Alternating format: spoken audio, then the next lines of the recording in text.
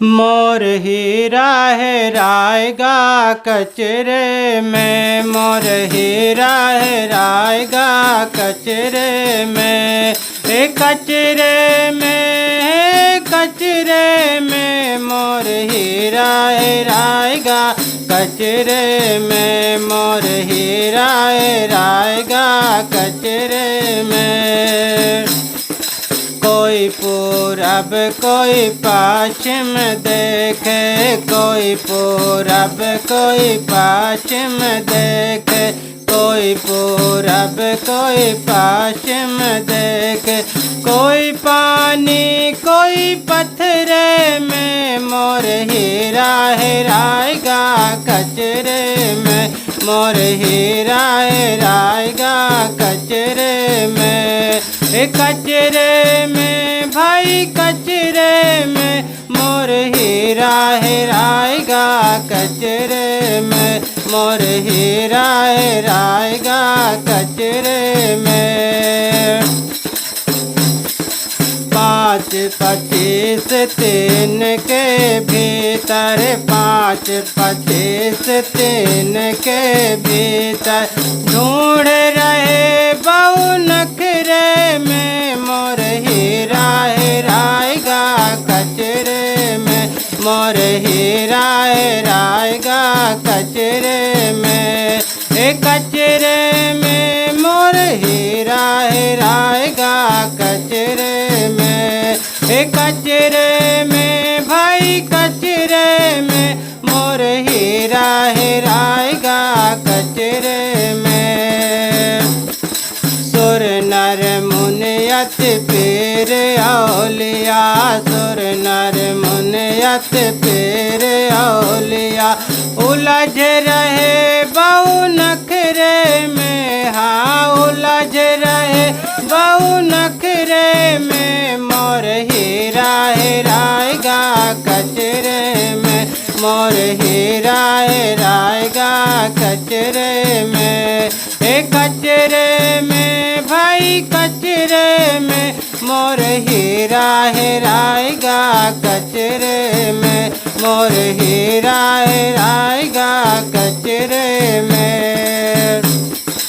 पाए कबीर परख जिन पाया, पाए कबीर परख जिन पाया, काए कबीर परख जिन पाया, बांध लियो है अचरे में, हाँ बांध लियो है अचरे में, मोर हीरा हेराएगा कचरे में, मोर हीरा हेराएगा कचरे में, कचरे में भाई कचरे में, मोर हीरा हेराएगा कचरे में, मोर हीरा हेराएगा कचरे में, मोर हीरा हेराएगा कचरे में।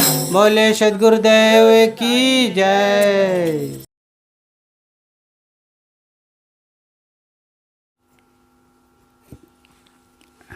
पूजनीय श्रद्धेय श्री साहेब जी, सम्माननीय भक्त सज्जनों, भक्तिमयी माताओं बहनों एवं प्यारे बच्चों, आज हमारी सत्संग सभा की ये अंतिम घड़ी है।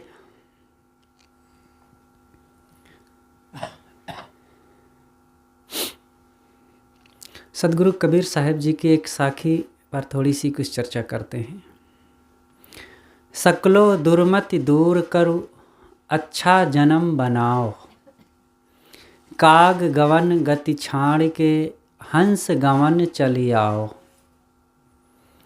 साहब कहते हैं सकलो दुर्मति दूर करो, सबसे पहले सारी दुर्बुद्धि का त्याग करो और जीवन को अच्छा बनाओ। कौवे की चाल आचरण स्वभाव को छोड़ करके हंस के स्वभाव को अपनाओ।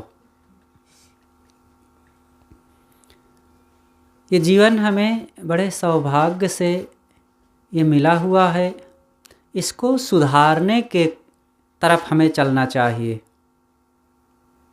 पहली बात साहब कहते हैं, सारी दुर्बुद्धि का त्याग करो। दुर्बुद्धि, दुर्बुद्धि ही तो सारे दुखों की जननी है। दुर्बुद्धि जब आ जाती है तब आदमी कलह करता है, उसका खान पान सब गलत हो जाता, लड़ाई झगड़ा करता है, शराब पीता है, गालियाँ बकता है, गंदे चाल चलन आचरण अपनाता है। इसलिए सारी दुर्बुद्धि का त्याग करो। हमें भगवान नहीं मिला है इसलिए दुख है, ऐसी बात नहीं है। बड़ा मकान नहीं मिला है, रंगीन टीवी नहीं मिली है, इतनी बड़ी गाड़ी नहीं मिली, अमेरिका नहीं गए हैं इसलिए दुख है, ये सब दुख होने का कारण नहीं है। हमारा जो दुख है वो हमारे स्वभाव, हमारे कर्म, हमारे गलत जीने के कारण से है। इसलिए अपने स्वभाव को, अपने जीवन जीने के ढंग को अच्छा करना चाहिए, तब दुख मिटेगा। तो ये जीने का गलत तरीका क्या है और दुर्बुद्धि का त्याग कैसे हो? दुर्बुद्धि के त्याग के लिए सत्संग और सुसंग का सेवन होना चाहिए। अच्छे लोगों के पास बैठेंगे, अच्छी संगत में रहेंगे, अच्छी बात सुनेंगे। देखो, जहाँ हम रहते हैं वो सबका प्रभाव पड़ता है। कोई तालाब के पास जाए, पानी न छुए, पानी न लेवे, लेकिन जाने मात्र से, पास में होने मात्र से तालाब का प्रभाव आने लगता है, शीतल हवा मिलने लगती है ना। आग दूर जल रही हो लेकिन अगर उधर से हवा आ रही है तो उसका प्रभाव आने लगता है। फूल फुलवारी दूर हो भी तो भी उसका प्रभाव आने लगता है। और घूर, कूड़ा कचरा, सड़न उधर है तो उसका प्रभाव आने लगता है। संगति का असर, ऐसे ही हमारे जीवन पर लोगों का कैसा स्वभाव है, अगर उनके आसपास बैठते रहते, मिलते जुलते, खाते पीते हैं तो उसका असर आने लगेगा। हमारे स्वभाव में बनाव बिगाड़ आने लगेगा। एक लड़का था, वो कुसंग में बैठता उठता था, गलत लोगों की संगति में। पिताजी समझाते थे बार बार, लेकिन लड़का यही कहता कि पिताजी वो मित्र हैं, जाके बैठ लेता हूँ पास में, और उनसे मैं कुछ लेता थोड़े हूँ और उनका असर मुझ पर नहीं आने पाएगा। अरे पुराने मित्र हैं, जाके बात कर लेता हूँ, बैठ लेता हूँ। पिता ने सोचा कि ये लड़के को ऐसे नहीं समझ में आएगा, कुछ प्रैक्टिकल करना चाहिए इसके साथ। पिता ने कहा कि बेटा जाओ कोयला लाओ। वो लाया, कहा पिताजी ले आया कोयला। पिता ने कहा रख दो इसे, रख दिया। पिता ने कहा बेटा तुम्हारे गाल में कोयला लग गया है। बेटे ने कहा कि पिताजी हाथ लग गया होगा, कोयला लग गया वहाँ भी। पिता ने कहा कि बेटा देखो, कोयले में आग नहीं थी इसलिए तुम्हें जला नहीं सकी, लेकिन दाग तो लगा दिया। ऐसे ही हम गलत लोगों के पास बैठे उठेंगे तो भले ना हम गलत हो जाएं, लेकिन दाग लगेगा, प्रभाव आएगा। शराब की दुकान पर जाकर के आप भले ना शराब पिएं, दूध पिएं, तो भी लोग क्या कहेंगे? शराब पी रहे हैं। इसलिए साहब कहते हैं कि दुर्बुद्धि का त्याग करो। दुर्बुद्धि यही सब बनने के कारण हैं। गलत संगति, गलत खान पान। जब दुर्बुद्धि आती है तब मनुष्य शराब पीने लगता है, अच्छा खासा घर है, सब चीज़ें हैं, शराब पीता है।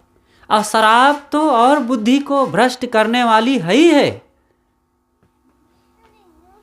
इसलिए शराब से सदा दूर रहें। आपके मोहल्ले में शराब कोई नहीं पीना चाहिए। अब मोहल्ले वालों को ना समझा सको, लेकिन अपने घर वालों को तो इन सब चीज़ों से सावधान करना चाहिए। स्वयं में सजग रहें, टाइट रहें, और इन सब गंदी चीज़ों से बच करके रहें। मांस ना खाएं कभी। लोग कहते हैं मांस में प्रोटीन, विटामिन मिलती है। विटामिन मिलती है गंदी चीज़ में। जो मांस क्या चीज़ है? उसी देहधारी के शरीर से निकला हुआ थूक, लार, मलमूत्र कहीं पास में पड़ा हो तो लोग दूर से उधर से घिनाते हैं। और जिस मांस को खाते हो उसमें क्या भरा है? यही सब से स्पर्श करके और यही गंदी चीज़ों से वो सब बना हुआ है। और उसको मुख में रखना, चबाना, खाना कितना पशुता, राक्षसीपन है। और फिर मांस को नो बोरिंग करके जमीन से तो निकलता नहीं है, पेड़ों में भी नहीं फलता है, और बद्दलों से भी नहीं बरसता है। वो तो चलते फिरते हुए जीव जंतुओं, प्राणियों को मार करके, हिंसा, हत्या करके मिलता है ना। अब वे भी प्राणी हमारे समान ही वे जीव हैं। हमको एक कांटा का लगना कितना दुखद लगता है, और किसी के गले में छुरी चलाना, क्या उसको दुख दर्द नहीं होता होगा? दर्द देंगे तो दर्द मिलेगा, प्रेम देंगे तो प्रेम मिलेगा। तो अगर हम प्रेम चाहते हैं तो प्रेम दें, दर्द क्यों दे रहे हैं? जब हमारे ऊपर दुख आएगा तो फिर हम परेशान होंगे।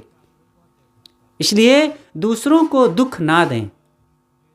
एक घर में एक व्यक्ति था, वो मुर्गियों को बार बार मार मार करके बेचता था मांस। तो उसके बच्चे थे, 3 बच्चे थे। एक बच्चा करीब 8 साल का, एक बच्चा 5 साल का, और एक बच्चा अभी 6 महीना 7 का रहा होगा। तो बड़ा वाला जो बच्चा था, पिता को देखता कि मुर्गियों को मारता, तो वो गला कटी हुई मुर्गियां छटपटाती, तो इसे बड़ा मज़ा आता, अच्छा लगता, और पिता का ये धंधा था। तो इसने सोचा एक दिन कि हम भी ऐसा खेल करेंगे। अपने बीच वाले भाई को ले गया छत पर, और बड़ा सा छुरा ले गया, और कहा कि चलो भैया हम खेलेंगे, बहुत मज़ा आएगा। और अपने छोटे वाले, मझले वाले भाई के गले में छुरा चला दिया। अब वो खेल के लिए गए थे, और उन बच्चों को क्या पता है कि इसमें दर्द भी होता है, क्योंकि पिता को देखता था रात दिन यही करते। तो मझले वाले भाई के गले में लगा दिया, तो वो कट गया गला उसका, काफ़ी नसें कट गई। वो चिल्लाया ज़ोर से, खून खून हो गया। और उसकी माँ क्या कर रही थी, यही ठंडी के दिन थे, 10-11 बजे का समय था। तो जो 6 महीना का बच्चा था उसको गर्म पानी में एक टब में स्नान करा रही थी। और जब बच्चा बीच वाला ज़ोर से छत पर चिल्लाया, तो माँ समझी कि कोई उसको बहुत कष्ट हो गया, गिर पड़ा या कुछ हुआ, और इतना ज़ोर से हड़बड़ा करके भागी, ऊपर गई तो एकदम खूनिया खून हो गया था वो। और वो बड़ा वाला लड़का इतना भयभीत हो गया, उधर माँ भी आ गई, इधर खून देखा तो भाई को चिल्लाते, तो वो एकदम हड़बड़ा गया, घबरा गया, और भागा जोर से और छत से कूद पड़ा। और कूदा तो उसकी हड्डी पसली टूट गई, ख़त्म। और इधर बीच वाला वो, उसका गला काफ़ी कट जाने से छटपटा करके बस 1 घंटे में वह भी ख़त्म। और इधर छोटा वाला जो बच्चा था, पानी में नहला रही थी, और हड़बड़ा करके भागी, और पानी में छोड़ के भाग गई गर्म पानी में, और वो उसी में फटफटा करके वो भी मर गया। 1 घंटे के अंदर उसकी पूरी गृहस्थी उजड़ गई। ये है दूसरों के गला काटने का फल। यही होता है किसी ना किसी ढंग से दुख का बदला दुख से देना पड़ता है। इसलिए दुख ना दो किसी को, सुख देना शुरू करें। ये दुख दुर्बुद्धि से ही दिया जाता है। अपने अपने घरों में भी प्रेम से रहना सीखें। कुछ लोग कहते हैं कि मांस खाने से प्रोटीन, विटामिन, ताकत मिलती है। इसमें ताकत मिलती है। जिस मुर्गी को एक छोटा सा पत्थर मारते ही वो लुढ़क जाती है, और उसी मुर्गी को आप खाएंगे तो आप ताकत वाले बन जाएंगे। अब घोड़ा क्या खाता है? घोड़ा तो भूसा और घास खाता है। वो तो अंडा नहीं खाता कभी, मांस नहीं खाता कभी। अब कितना ज़्यादा बलवान है। एक बैल को देख लीजिए, क्या खाता है? घास भूसा खाता है ना। और जो लोग अंडा मांस खाते हैं, उस बैल से लड़के देख लें कौन ज़्यादा बलवान है। किसी मशीन की ताकत का अवलोकन, मूल्यांकन कैसे किया जाता है? Horse power. कहते हैं ना, हमारी मोटर 5 हार्स पावर की है। हार्स, घोड़ा से उसकी तुलना की जाती है। कभी आपने सुना है हमारी मोटर 5 टाइगर्स पावर की है, 5 लायंस पावर की है? कहीं नहीं सुने होंगे ना। हार्स पावर, घोड़े की ताकत से किसी मशीन का मूल्यांकन होता है। और घोड़ा चना और भूसा खाता है। और हम ये प्रोटीन, विटामिन के लोभी मांस खाते हैं। चलो सीधा कोई मांस खाए तो वह भी उसकी मर्जी। कुछ ऐसे लोग होते हैं जो देवी देवता के नाम पर खाते हैं। कहते हैं देवी ने मांगा है, ये देवी का प्रसाद है। कौन सी देवी आकर के किससे कही है कि तुम लाओ मुझे मांस खिलाओ? कोई नहीं कहा है। हम अपनी उदर पूर्ति के लिए जीभ के स्वादवश देवी देवताओं को भी झूठे बदनाम करते रहते हैं। ये भी सब गलत बात है। कोई देवी, अगर देवी चाहेगी तो चरते हुए खेत में जानवरों को पकड़ करके खा लेगी। क्या वो चरवाहे से डरती है क्या, जो आपसे सिफारिश कर रही है कि लाओ मुझे खाने के लिए? इतना कमज़ोर हो गई है? कोई कमज़ोर उमजोर नहीं है। माटी के करी देवी देवा, काट काट जीव दैया जी। जो तोहरा है साचा देवा, खेत चरत क्यों ना लैया जी। सतगुरु कबीर ने कहा है। इसलिए कोई देवी देवता नहीं है जो मांस मांगती है और ना खाती है। ये हम अपने जीव स्वाद वश दूसरों को बदनाम करते हैं। और मांस खाने वाले अधिकतम लोग रोगी होते हैं। जो मांस बेचते हैं उन बधिकों को देखिए जाकर के, जो बाजारों में मुर्गी बकरी बेचते हैं, वो रोगी जानवरों को मारते काटते और बेचते हैं लोग। और उनको जब आप खाएंगे तो उनका रोग आप में आएगा कि नहीं आएगा? इसलिए सब प्रकार से ये सब गंदी चीज़ें हैं। अब कितना घृणित चीज़ है। आपके घर में आपका प्यारा भाई, बंधु, माता पिता जब ख़त्म हो जाता है, जिनके साथ बैठते उठते बात करते सोते खाते थे, और वो ख़त्म हो गया तो कहते हैं कि मुर्दा, घर में मुर्दा हो गया, कोई मर गया तो लोग उसकी अंत्येष्टि करते हैं और घर की तुरंत लिपाई पुताई करते हैं। और 13 दिन के बाद अंतिम संस्कार करने के पश्चात घर को पवित्र मानते हैं। घर का प्यारा व्यक्ति के मरने पर भी घर इतना गंदा अशुद्ध हो गया। और बाहर का एक गंदा प्राणी, बकरी, मुर्गी, सुअर, भेड़, कोई भी जानवर हो, मछली, कोई भी चीज़ हो, वो गंदे सब हैं। और उनको बाहर मार करके जीवित से मृतक कर डाले और मार के घर में ले आए। और घर वाले, जिंदा था वो मर गए स्वाभाविक, तो बाहर कर दिए तुरंत। और बाहर से मुर्दा बना करके उसको घर ले आए, और घर में नहीं, रसोई घर में ले गए और पका करके, और रसोई तक ही नहीं, उसको मुख में चबा गए। अब बताओ, मुर्दा हम खाएं, मुर्दा घर में लावें, कितना गलत है ना। इसलिए इन सब चीज़ों से दूरी बना करके रखो, इंसान बन के रहें। संकल्प हो हमारा इंसान हम बनेंगे, इंसान बन गए तो भगवान भी बनेंगे। भगवान आप हैं, अपने अंदर के भगवान को पहचानिए। सबके अंदर भगवान बैठा हुआ है, लेकिन हमने तो भगवान को डंडे उठा करके पीट करके भगा दिया है। अब अंदर में शैतान को बैठा रखे हैं, शैतान को बुला करके। वो भगवान कौन है? हमारे सद्कर्म ही भगवान है। और इन सद्कर्मों को तो हमने छोड़ दिया, दूर से उनको भगा दिए हैं और दुष्ट कर्मों को अंदर में रख लिए हैं। तो शैतान को बैठाए कि नहीं बैठाए? इसलिए भगवान बनो। आप खुद भगवान हैं, लेकिन वो तब चरितार्थ होगा जब आप अपने उन सद विचारों को, सदकर्म, सदस्वभावों को उद्घाटित करेंगे। तेरे ही अंतस्थल में सुख सागर लहराता है, पर तू विपन्न हो करके दर दर ठोकर खाता है।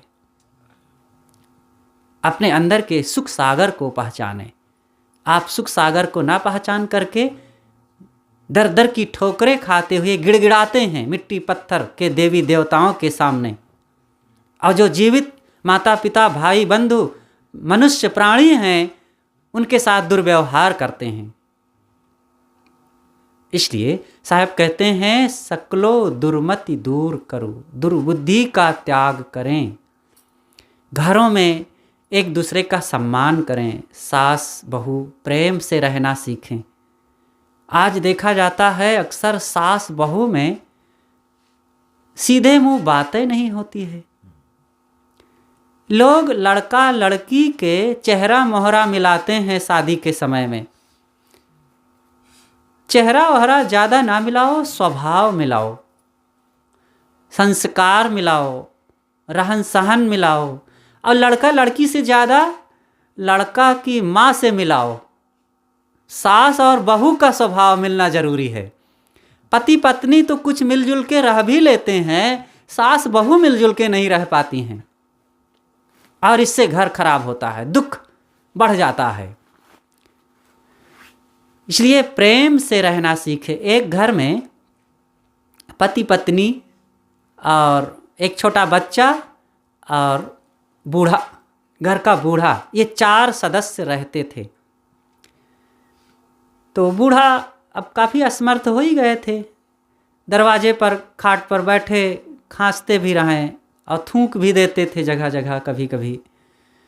तो जो बहू थी बड़ी तेज तर्रार आधुनिक मॉडल की थी। उसने अपने पति से कहा कि देखो, ये तुम्हारे पिताजी दरवाजे पर बैठे ठाए ठाए खांसते रहते हैं और ये अच्छा नहीं लगता। इनको मैं दरवाजे पर देखती हूँ तो अच्छा नहीं लगता। ऐसा करो, पीछे गौशाला में जगह है, वहीं ला करके थोड़ा सा बोरा से घेर दो और एक खाट डाल दो, वहीं रहा करें। और दरवाज़ा गंदा होता है, अच्छा नहीं लगता है, कोई आता जाता है उसको बुरा लगता है।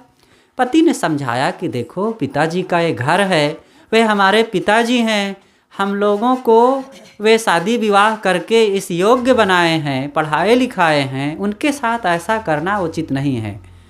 तो उसने कहा कि ठीक है, तो जाओ अपने पिता के साथ रहो, फिर मैं चलती हूँ। तो उस व्यक्ति ने भी, युवक ने भी सोचा कि ज़िंदगी तो काटना है मुझे पत्नी के साथ, पिता तो थोड़े दिन के मेहमान हैं, चलो भाई ठीक है, तुम्हारी ही बात सही। पिता को गौशाले में खाट डाल दिए और कहे कि पिताजी चलिए वहीं रहिए आप, यहाँ बच्चे परेशान करते हैं, धूल गर्दा भी यहाँ आती है सड़क के किनारे से। पिता समझ रहे थे सब बात, लेकिन कर क्या सकते थे, चले गए। अब कुछ दिनों के बाद वो बहू फिर पति से कहती है कि देखो, मैं इनको थाली में भोजन देने जाती हूँ तो बहुत बुरा लगता है, इनके आँख से पानी, मुख से पानी और नाक टपक पड़ती है और थाली धोने का मन नहीं होता है मुझे। ऐसा करो, कुम्हार के घर से मिट्टी के बहुत सारे प्याले बनवा लाओ और उसी में दे दिया करेंगे, खा के पिछवाड़े फेंक देंगे, मांजने की झंझट नहीं रहेगी। तो उसने, पति ने कहा कि पिताजी के साथ ऐसा बर्ताव करना अच्छा नहीं। कहा क्या बुरा है इसमें, अरे मिट्टी के प्याले में तो बढ़िया ही रहता है खाने से, बनवा लाओ, क्या फ़र्क पड़ता है, कोनो पैसे की कमी है। तो बनवा लाए भाई। 1000 प्याले एक साथ आ गए और रोज़ उसी में भोजन दिया जाने लगा। पिताजी खा करके पिछवाड़े डाल देते थे। ऐसे दिन कटते रहे। तो उस देवी का करीब 7-8 साल का एक बच्चा था। वो देखता कि उनके बाबा के साथ सुंदर व्यवहार नहीं किया जा रहा, लेकिन अब माता पिता को समझाता कैसे। पिछवाड़े बहुत सारे मिट्टी के प्याले जूठे पड़े रहते, वो सब को बिन बिन करके ला करके घर में इकट्ठा रखता जाता। करीब करीब 100 प्याले हो गए थे और सब जूठे प्याले रखता जाता। एक दिन उसकी माँ उस कमरे में झाड़ बुहार करने के लिए गई, देखी तो बहुत सारे जूठे प्याले यहाँ रखे हैं। उसने बुला कर के कहा, अरे बच्चे तू क्या कर रहा है, यहाँ ये जूठे प्याले ला ला करके घर को कचड़ादान बना रखा है। तब तक वो बच्चे का पिता भी आ गया। तब उस बच्चे ने कहा कि मम्मी पापा, आप लोग धनी आदमी हैं, आपके पास पैसा है और अपने पिता के लिए आप लोगों ने एक साथ 1000 मिट्टी के प्याले खरीद लाए। कौन जाने मैं बड़ा हूँ, मेरे पास इतने पैसे ना रहें तो आपके बुढ़ापा के लिए मैं कहाँ से खरीद पाऊँगा। तो ये सारे प्याले आपके बुढ़ापा के लिए रिजर्व रहेंगे और ये सब बाद में काम आएंगे हमारे। इतनी बात सुनते ही वो दोनों मियाँ बीवी के पैर तले की मानो धरती सरक गई हो। और पुरुष ने कहा कि देखो बच्चे के संस्कार बिगड़ रहे हैं और पिताजी को घर में लाइए, थाली में भोजन दीजिए, नहीं तो हमारे बुढ़ापे की व्यवस्था हो रही है। यही होगा ही, यही है दुर्बुद्धि। इसलिए भाई कोई ना ये समझे कि माता पिता बूढ़े हो गए हैं तो ये निष्क्रिय हैं, कोई काम के नहीं हैं। अरे वो काम नहीं करते हैं तो भी बहुत काम आ रहे हैं।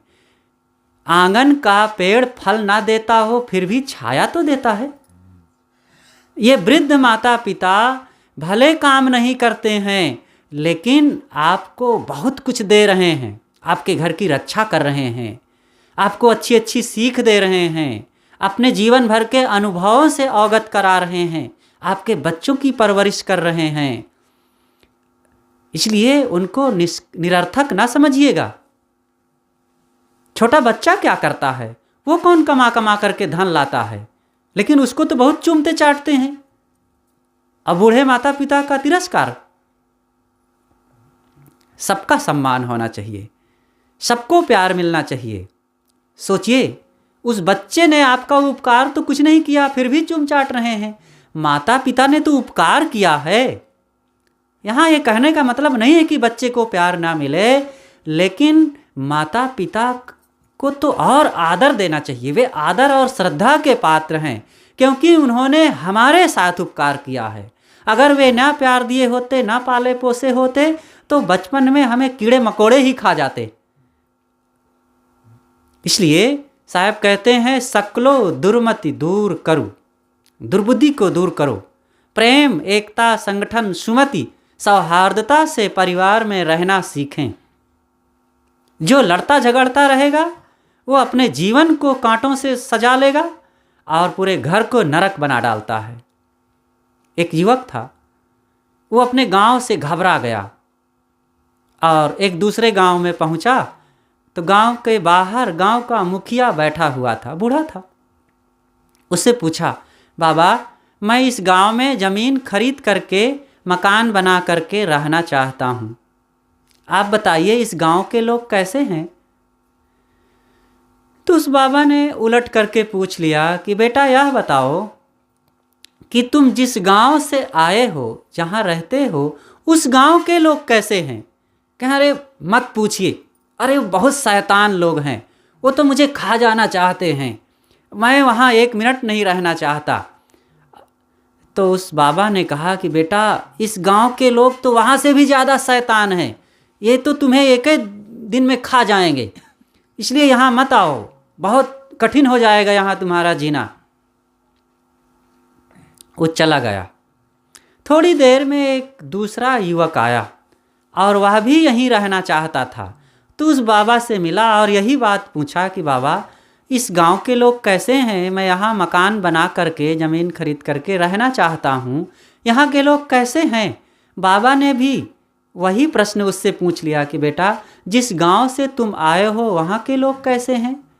उसने कहा कि बाबा क्या कहूँ, वहाँ के लोग तो देवता हैं, देवता। जहाँ मैं रहता था इतने अच्छे हैं कि मुझे छोड़ना नहीं चाहते, और मैं भी नहीं छोड़ना चाहता उनको, लेकिन कुछ मेरी मजबूरी है। मुझे वहाँ की अपनी ज़मीन मकान बेचना पड़ रहा है और यहाँ आकर के रहना चाहता हूँ। अगर समय अवसर मिला तो मैं पुनः वही गांव में जा कर के उन्हीं लोगों के बीच रहना चाहूँगा। तो बाबा, यहाँ के लोग कैसे हैं? कहा बेटा, यहाँ के लोग वहाँ से भी अच्छे हैं, आ जाओ, ये भी तुम्हें गोद में उठा लेंगे, बहुत प्यार करेंगे, बिल्कुल आ जाओ। देखो, एक ही प्रश्न के अलग अलग उत्तर बाबा ने दिया। बाबा के पास एक और युवक था पहले से, और वो सब ये घटना बाबा की देख रहा था। जब ये भी युवक चला गया तो ये पास में रहा हुआ युवक ने बाबा से पूछा कि बाबा, आपने ये अलग अलग जवाब क्यों दिया? तब बाबा ने कहा कि बेटा, जो पहले वाला था ना, वो स्वयं लड़ाकू, झगड़ालू, क्रोधी और खूंखार स्वभाव का था। वो जहाँ रह रहा था लड़ झगड़ रहा था, तो दूसरों को कह रहा था वो मुझे खा जाना चाहते हैं। यहाँ आएगा तो यहाँ भी वही स्वभाव से वो लड़ेगा, झगड़ेगा।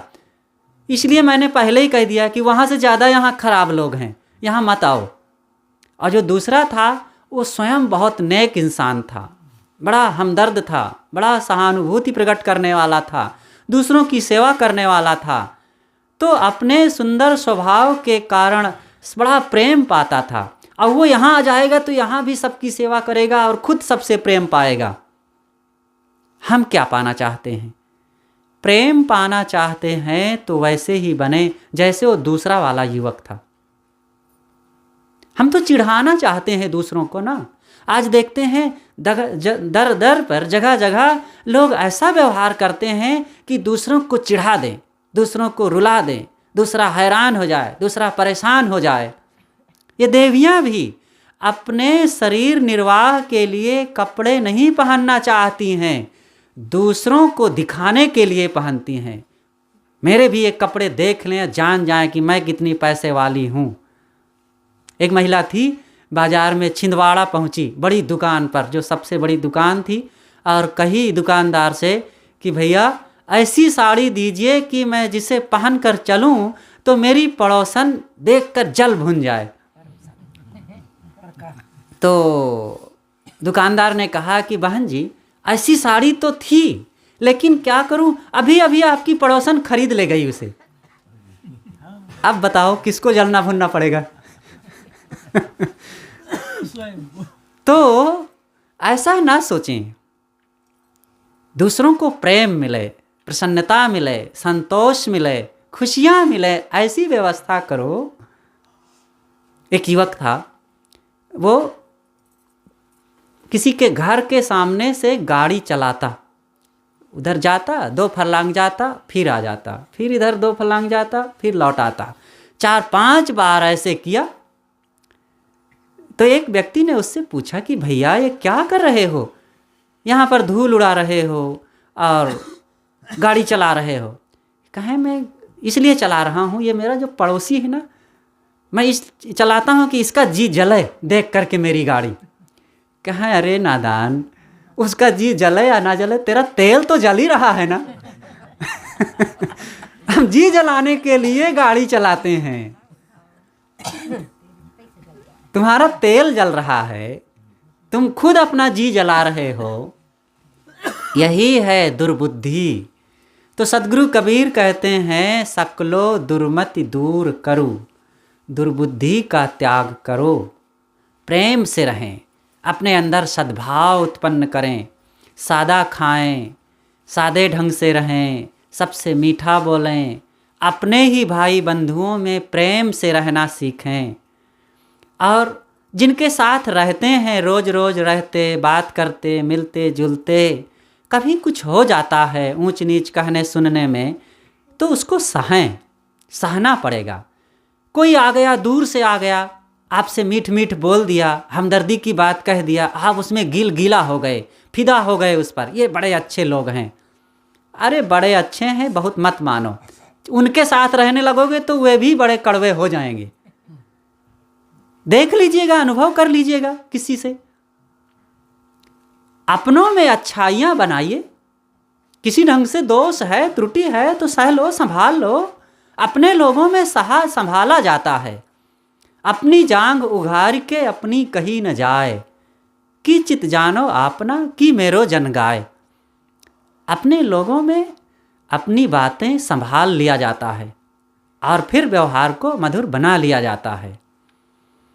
तो मैं कह रहा था सदगुरु कबीर साहब की बात कि सकलो दुर्मति दूर करो, अच्छा जन्म बनाओ। जन्म को अच्छा बनाना क्या है?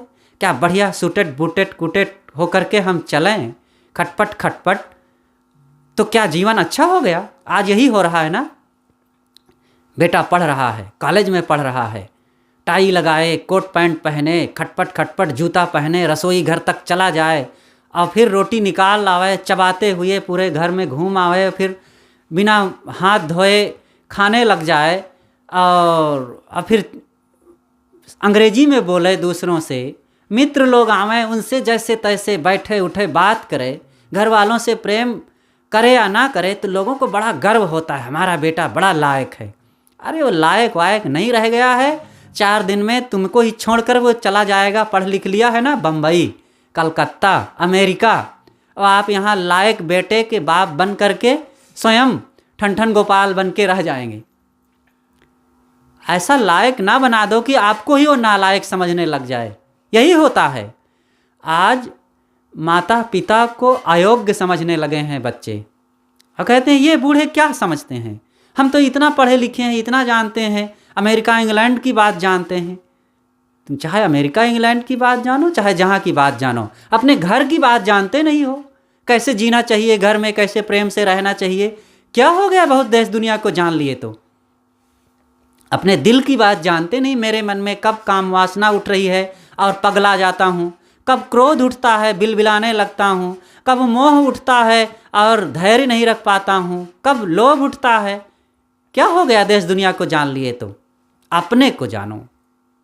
साहब कहते हैं जीवन को अच्छा बनाओ। ये है जीवन को अच्छा बनाना कि हम खुद अपने सुंदर स्वभाव को बना करके स्वयं अपने आप में संतुष्ट रहें। भीड़ में रहें, अकेले में रहें, अपनों में रहें, परायों में रहें, आनंदित रहें, प्रसन्न रहें। हम तो जब अकेले होते हैं तो अकेले तो जल्दी होता ही नहीं व्यक्ति। आज थोड़ा सा समय मिला तो मोबाइल, नहीं तो कुछ कोई व्यक्ति मिले परपंच करने के लिए, लड़ने झगड़ने के लिए, नहीं और कुछ मिले तो ताश ही खेलें। एक व्यक्ति था अकेले में बोर हो रहा था, दूसरे के पास पहुंचा, कहे यार मैं बोर हो रहा था इसलिए आपके पास आया हूँ ताश खेलने। उसने भी कहा हाँ मैं भी बोर हो रहा था। तो अब अपनी बोरियत मिटाने के लिए ताश खेलने लगे। अब 2 बोर इकट्ठे हो गए, अब उनका 2 मिल करके उनका बोर समाप्त हो जाएगा। अब पहले बोर हो रहे थे इसलिए ताश खेलने लगे, अब ताश खेलने को नहीं मिलता तब बोर होते हैं। ऐसे ही अपने समय को लोग बर्बाद करते हैं। पहले टेंशन थोड़ा सा हुआ तो शराब पीने लगे उसको मिटाने के लिए, अब शराब नहीं मिलती है तब टेंशन होने लगा। हम अपनी आदतों को ऐसे बिगाड़ते हैं। ये जिंदगी को खराब करना है। जिंदगी हमारी देखो अभी गाया गया ना, हीरा हीरा है, ये जीवन हमारा हीरा है और इसको हमने कौड़ी के बदले, एक गीत में गाया गया है कि सिक्कों की खनक में तू हीरा गंवा रहा है। ये क्या तुम थोड़े से सिक्के पा गए और उसमें अनमोल जीवन रूपी हीरा को गंवा रहे हो? ये हीरा की कीमत समझ करके इसको भक्ति भजन में लगाओ, सेवा सत्संग में लगाओ, परमार्थ में लगाओ, तब आपका जीवन सफल होगा। तो सद्गुरु कहते हैं अच्छा जन्म बनाओ, काग गवन गति छाड़ के हंस गवन चली आओ। कौवे के स्वभाव आचरण को मिटा करके हंस के चाल चलन में आओ। कौवे का स्वभाव कैसा होता है? कौवा आपके दरवाजे पर बैठे और काँव काँव करे तो कितने लोग हैं जो कहें कि आओ आओ बच्चों, घर वाले देखो ये कौवा बोल रहा है, इसकी आवाज़ सुनो कितनी बढ़िया है। कोई कहता है? अब कोयल कहीं बोल रही हो तो लोग बच्चों को बुलाकर, घर वालों को बुलाकर, देखो भाई कोयल बोल रही, उसके स्वर में स्वर मिलाने लगते हैं। तो साहब इसीलिए कहते हैं काग गवन गति छाण के, कौवे की आवाज़ भी कर्कश कर कर बोलने लगा। तो जब बोला तो लोग पत्थर मार के उड़ा देते हैं। और उसका काम भी गलत है, जहाँ बैठता है वो गंदगी में चोंच मारता है। कागा काह न खाए, कौवा क्या नहीं खा लेता। तो उसका खान पान कर्म भी बड़ा गंदा, वाणी भी गंदी, कर्म भी गंदा और मन भी गंदा है। जहाँ बैठता है चक्कर मकर इधर उधर ताकता रहता है, ऐसा लगता है खजाना बांधे घूम रहा है, कोई लूट न ले उसे, वो ताकता रहता है इधर उधर। तो उसका मन भी गंदा है। तो जो लोग ऐसे कड़वा बोलने वाले हैं और गंदा कर्म करने वाले हैं और गंदे मन वाले हैं, संदेहशील, सबसे संदेह, दूसरों से संदेह, भाई बंधुओं से संदेह, अपने बाल बच्चों से संदेह, पति पत्नी में संदेह, और संदेह करके बिला वजह आपस में टकराते रहेंगे। वो मेरे को देख रहा था, शायद ऐसी बात सोच रहा होगा। अच्छा, तो मैं बिना मतलब का वो ना सोचा हो, ना किया हो, ना बोला हो, फिर भी किसी ने मुझे देख लिया, किसी ने मेरे लिए किसी से बात कर लिया, दो लोग आपस में कहीं मिल के बात कर लिए तो हम संदेह कर बैठे, ये मेरे लिए ही कह रहा होगा। कितने लोग, एक देवी थी गुरु जी के पास, वो जाती कभी तो गुरु जी किसी और से बात करने लगे तो गुरु जी के लिए संदेह, गुरु जी मेरे लिए ही सोच रहे होंगे, पता नहीं क्या सोच रहे होंगे, मुझ में तो ऐसी गलती नहीं है, फिर भी गुरु जी ऐसा क्यों सोच रहे हैं, बिना काम का। बाद में गुरु जी को पता चला, अरे बेटी मैं तो ऐसा कुछ भी नहीं तेरे लिए सोचा था, तू क्या है बेकार में वहम पाल रखी है। तो ये वहम मत पालें, ये मन की गंदगी है। कौवे की चाल आचरण को छोड़ें। अच्छा, तो ये बताइए, कौवा अमेरिका चला जाए तो क्या वहाँ लोग आरती करने लग जाएंगे क्या? जहाँ भी रहेगा कौवा, लोग उसका अपमान ही करेंगे। ऐसे हम लोग अगर अपनी आदत को ना बदलें तो यहाँ से वहाँ चले जाएं, ये लखनवाड़ा से धसनवाड़ा चले जाएं, और वहाँ से छिंदवाड़ा चले जाएं, और दिल्ली चले जाएं, अमेरिका चले जाएं, तो जो हमारा स्वभाव रहेगा वही तो बरतेंगे ना। इसलिए स्थान ना बदल करके स्वभाव को बदलें, स्वभाव को बदलने में शांति है। तो साहब कहते हैं काग गवन गति छाण के, कौवे की चाल स्वभाव आचरण को छोड़ करके हंस गवन चली आओ, हंस के आचरण को अपनाओ। हंस कैसा होता है? सारग्राही। कहा जाता है दूध और पानी मिला हुआ हो तो हंस पानी छोड़ करके उसमें से दूध पी लेता है, दूध खा लेता है। तो ये हो सकता है सत्य भी हो और हो सकता है केवल किंवदंती हो। और सत्य हो सकता है, जैसे कि हंस के चोंच में तीव्र खटास हो और दूध में डाले, दूध फटकर छेना बन जाए तो छेना खा लेगा और पानी को छोड़ देगा। तो हंस की बात को छोड़िए, अब वो करता है कि नहीं करता वो अलग चीज़ है, लेकिन हम लोग हंस से यह सीखें, सारग्राही बने, सत्य असत्य को पहचाने, संग कुसंग को पहचाने, और करड़ी अकरड़ी को पहचाने, उचित अनुचित को पहचाने, खाद्य अखाद्य को पहचाने, और अखाद्य को छोड़ करके खाद्य ग्रहण करें, कुसंग को छोड़ करके सुसंग में रहें। इस प्रकार से जो अपने जीवन को बनाता है वो मानो हंस की चाल आचरण में आता है। सारे वहम को त्याग दें, सद्ज्ञान में रहें, सदाचार में रहें, और अपने जीवन को सुखी बनावें, सद्बुद्धि को अपनावें, तभी हमारा जीवन खुशहाल होगा और ये जीवन सफल होगा। तो मैं आप लोगों के बीच सदगुरु कबीर साहब जी की एक साखी पर कुछ बोलने का प्रयास किया।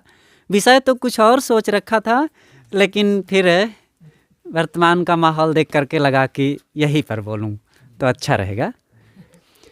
तो अपनी बातें अब हम यहीं पर समाप्त करते हैं। हमारे बीच परम पूज्य साहब जी विराजमान हैं, आपसे विनम्र प्रार्थना है कि आप अमृत वचनों से हम सबको लाभान्वित करने की कृपा करें।